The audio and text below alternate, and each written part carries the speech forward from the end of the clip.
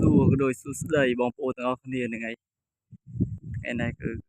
ដូរបរិយាកាសនាំបងប្អូនមកមើលផ្លែស្វាយខានចេញវីដេអូយូរហើយបងប្អូននឹងហើយអត់ដែលសូវបានធ្វើវីដេអូទេ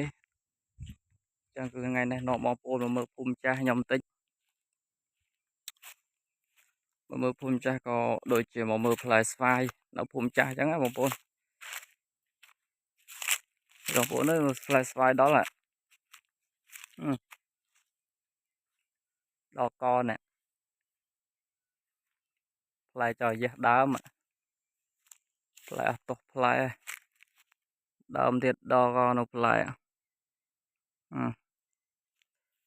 ផ្លែបងប្អូនអើយ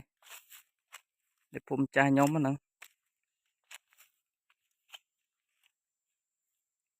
ភូមិនេះគឺដើរចោលខាននៅប្រហែលជា2-3 ឆ្នាំហើយ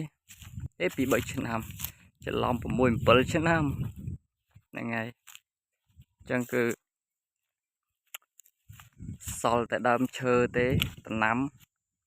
ហ្នឹងហើយនេះដើមគុយបងប្អូនគុយភូមិចាស់ខ្ញុំមានទាំងគុយទៀត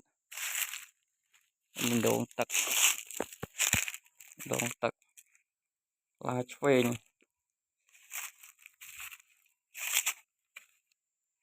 គោបងប្អូនអើយនេះគោកំមើតណា